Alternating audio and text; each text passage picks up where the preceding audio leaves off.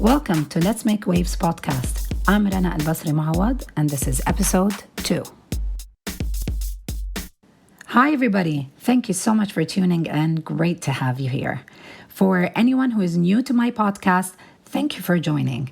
My aim through my work on my website, my podcast, or social media is to help you and teach you and share with you everything I know and have access to when it comes to personal branding, business branding, and marketing for entrepreneurs. I want you to have the confidence that you will have the information and the tools to take control of your own marketing and communication strategy to build your own business. Today's topic is all about building your brand credibility by learning the art of pitching your story and gaining media coverage. So, having your story published in newspapers and magazines, print or online, or being featured on TV, radio, or on someone else's podcast, this is a great achievement in your efforts to build your brand image. This will add not only credibility, but it will also help your marketing efforts by getting people who are your target audience to pay attention to you and to your business. And it will also help you develop an emotional connection with your audience. So this kind of a relationship with the media is really important. Now, there's no secret that your public relations strategy is an important pillar in your overall marketing efforts to build and grow your brand. So therefore, this will have a direct impact on the growth of your business. PR is important. It helps you to think of opportunities to connect with your audience and the ones that you care about and you want to cultivate. And part of that audience include reporters, journalists, editors, TV or radio presenters, and producers. So in today's episode, I have a lot of information for you guys. So I won't take any longer, and I will dive into the 3 stages of how to approach media and pitch your story. All right, everybody's ready? Now, stage 1 is the preparation stage. This stage is an important one because the more you are detailed in your preparations, the more you increase your chance to getting your story picked and published. Now, there are some important points to nail in this preparation stage, and I'm going to go through them now. The first one is make sure that you have a good story to share. If you're promoting yourself as an expert, choose a topic from your specialty and build a story around it that includes your expertise and your point of view. If you're launching a product, for example, make sure that the angle to your press material covers the uniqueness of that product. All right?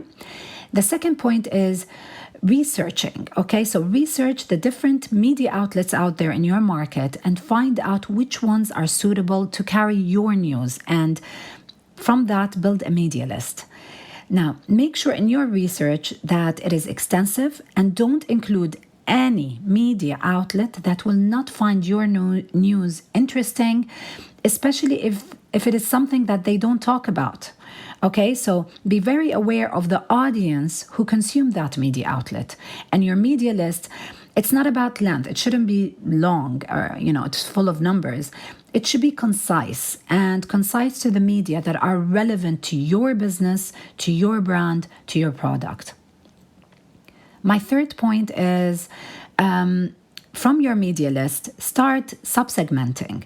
So each media outlet identify sections in the magazine or programs within the station, be it TV or radio, that carry or cover the topic that is relevant to your brand. Now, this is the exact media that you want to target. So, for example, if you're a nutritionist and you identified a TV station that is popular in your market, research which program on that station covers health and wellness topics. If it's a standalone program, like a morning show, for example, okay, then that's the segment within that morning show that you need to target. So if you're another example, if you're a marketing coach, business magazines that cover marketing topics are your target. Or financial newspapers with business and marketing sections, marketing podcasts, for example, hosted by influencers, that also could be on your media list. Okay, so that's how you build your media list. And the next step is to identify the right contact person to the subsegment that you've created in your media list. So, who is responsible? Who's the responsible journalist or editor or the program producer, the radio host, the podcast host? All right. Sending your press release to a generic email, the email address, the generic one for the media, that approach rarely leads to any kind of success. And honestly, your email will go to the junk mail, okay? So you can find out the contact person and their email address on the media website itself or by calling in and asking. Another great place to find contacts and research contacts is LinkedIn. And also, I suggest looking into Twitter because a lot of journalists, most of them are active on Twitter, and that's another place to find them and connect with them. And the last point in this section is making sure that all your press material is double, triple checked, and any supporting material that you're going to attach to that original press material is also checked. Editors are really, really picky. So when it comes to spelling mistakes or bad quality writing or the lack of supporting material like pictures, if they're high resolution or in the right format, this is, they could easily drop a story just because of these things. So if your material of choice is video, then make sure it is well edited and in the right resolution and the format that can be used by the media. If you're targeting media that uses different languages, it's a bilingual media outlet, for example, make sure that you have your press material written in the two languages and make sure that the translation is happened with a quality translator. Now, a quick side note here before I move on. Now, personally, I'm not a big fan of a generic press material, like one press release that's sent to everybody, especially when it comes to entrepreneurs or influencers or coaches, small business owners.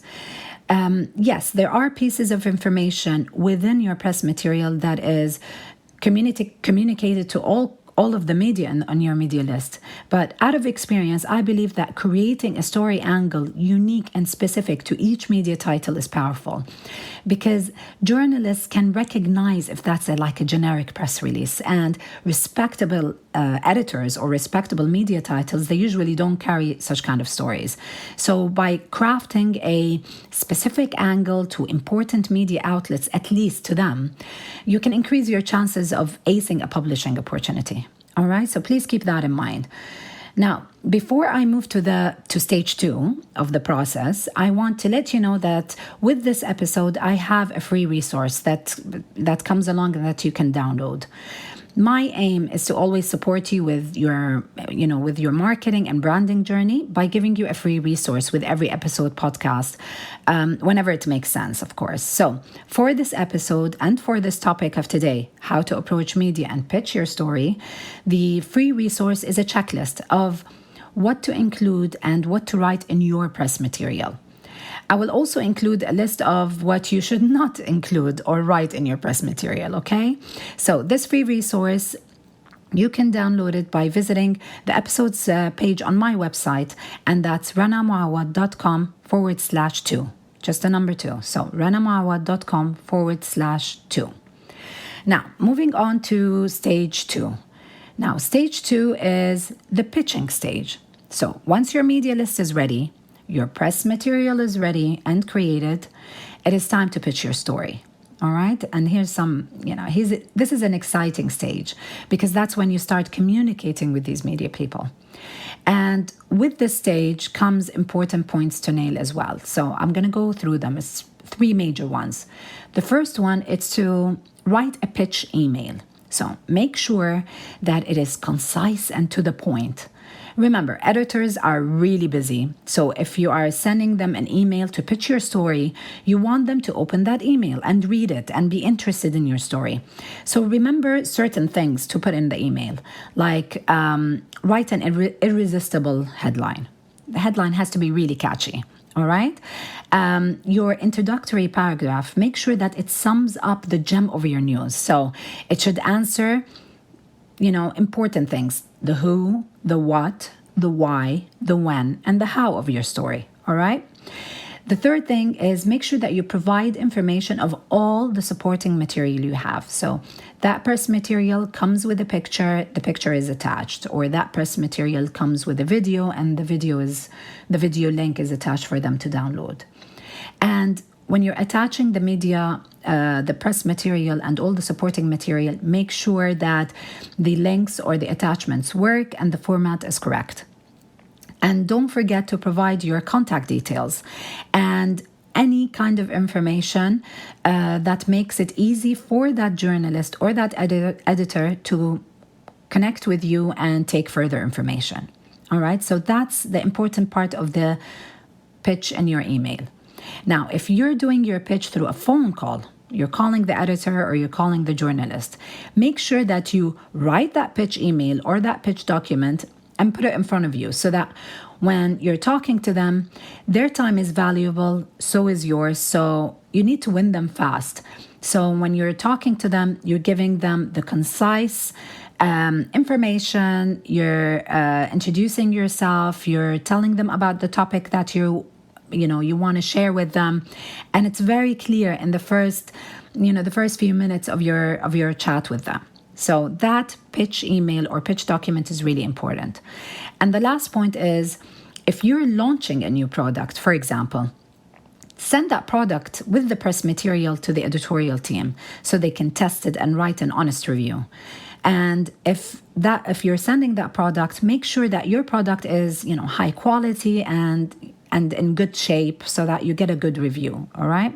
So or for example, if you're publishing a book or you're a chef and you've published a new cookbook, send a signed copy to the editor or to the journalist as a gift. That helps also with the press material. And the last stage is stage 3, and it is the follow-up and the building relationship stage. All right. So with this stage comes important points also, and I'm going to take you through them. So if the first point, if the editor is interested in your story, great, right? But wants more information, let's say an exclusive angle to your story, or the images were not enough and they want more images or some exclusive images for them, any further information that is required for them to carry your story or to interview you, make sure you make it happen. Just make it happen. This is a chance for you to get published in a media outlet. Make it happen. Of course, within reasonable things, but usually, if they're interested, you have a good story, and just make it happen in terms of all the materials that they need to publish your story. The second point is if the media contact did not respond. All right, so you sent your pitch email, you sent everything is perfect, and nothing happened. Nobody replied. What I would do and what I would suggest is that send a reminder email 3 days later. So when the day of the pitch was sent, count 3 days. If you didn't hear anything, that's when you send the reminder email. Now, there's a big chance that your email was not opened. All right. So it's okay. Your reminder email will kind of, remind these media contacts to open your email. Now, if still there's no contact, so you send the reminder 3 days after the pitch email and still nobody answered, then I would suggest sending another email, around 4 to 6 days later. And ask them in that email, not just a reminder, but ask them in that email if they needed any further information. Because sometimes they might have read it and they thought, this is missing this, I don't have the time, and, they just ignore it. So ask in the email if they need any further information, or if they are free to have a quick chat with you over the phone so you can answer any queries or questions that they might have. That might encourage the journalist to respond. Now, if you've done step 1 and step 2 and still no answer, that's the time that you let it go. They could be not interested, all right?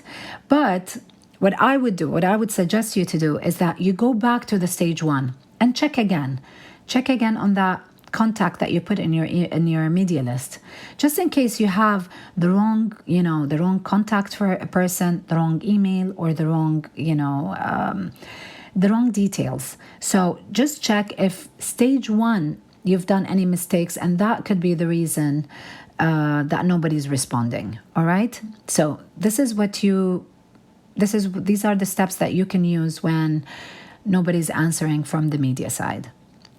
Now, for the part with building the relationship with the media journalist or editors, I would suggest that in your press material, do like a boilerplate or an editor's note, especially if you are a consultant or if your business is based on a service that you do. Include like a short about or a mini resume, not a CV, just something really small, really short, but kind of gives an idea about your story, the person behind this press material. Let them get a better idea about your work and make sure that they know that you are available to help them in any information regarding the topics within your territory of expertise. Okay? Because by putting that, it could help the journalist and other stories they're writing, and maybe they will be interested to interview you or take a quote from you, and then that's how you start building a relationship with them and getting more media coverage in that media outlet. Another thing for relationship building is if you have a product line, ask the journalist what stories do they have in the future, and ask them if you can send the other products to them from the product line. So if you have more than one product and you have a whole product line, check with them. What is their publishing schedule? What other stories are they working in the next quarter? And see if there are certain products within your product line that you can send to them and then they can use for other stories. So it's like pitching an opportunity to get published again. All right. Another thing in the relationship building is make sure to have the media contact on your email list. So when there's a holiday season or there's any kind of an occasion, send them a holiday card or send them like a Christmas gift.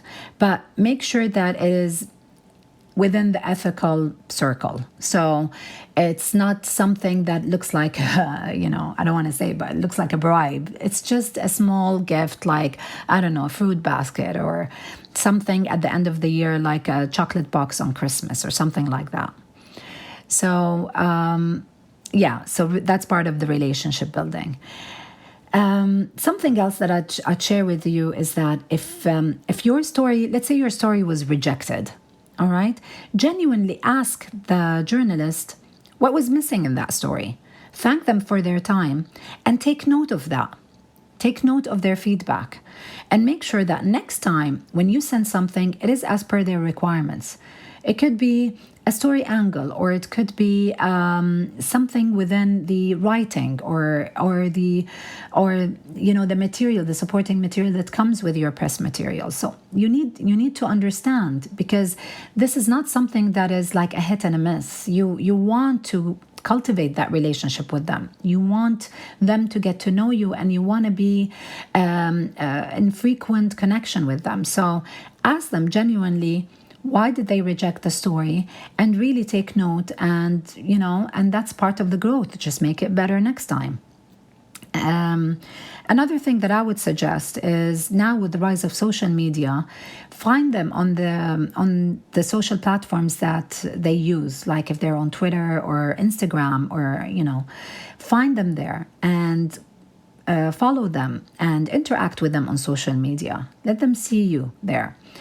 And if they publish an article or they put a tweet or something like that, and you found interesting, and it is interesting to your target audience on your social media platform, share that story, tag them, connect with them on social media. That's also another way to build a relationship.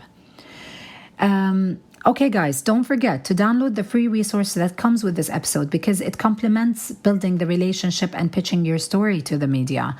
And that free resource is a checklist of what to include and what to write in your press material, and another list with everything that you should know about things that should not be included in your press material. Okay, it's a free resource. It's easy to download. All you have to do is visit the episodes page on my website, and that's ranamwawad.com/2. Okay? Now, I know this episode has been heavy with a lot of information, but Building your credibility and personal or business brand with media, it is a heavy, it is a very not difficult, but it's a topic, or it's something that a lot of entrepreneurs find challenges with, and it works and you will do it, but it depends on, there's a lot of trial and error until you master it. And I want you to keep that mindset, okay? So these tips should help you. But the more you do them, it's like practice makes perfect. The more you use these tips, the more you perfect your material, the more you really choose the right angle, the more success you will see. So many entrepreneurs find it easier to like contract a PR agency or hire a PR professional in-house to handle this. Yes, this is effective and it is very helpful. But I really think that the whole purpose of this episode is to show you that although the process of pitching your story and building a relationship with the media is a bit complex, but it's not something that you're not able to do or control yourself, personally handle, you know? I want to encourage you to handle your personal branding or business branding. Take it into your own hands, especially in the beginning stages and in the early stages of your business. All right. So there you have it, how to approach media and pitch your story. If you have any questions or you want to open a discussion about this topic, the best place to do so is on the episode page on my website. So that's ranamawad.com/2. Do let me know if you've tried the steps that I've mentioned here. What worked for you and what did you find difficult in executing? I'd really like to hear about that. And I'll see you in the comments on my website, and I'll get to all of them for sure. And don't forget to download that free resource, okay? That's it from me this week. Thank you so much for listening, and we'll touch base again next week with a new topic and a new episode. Till then, have a great week and take care.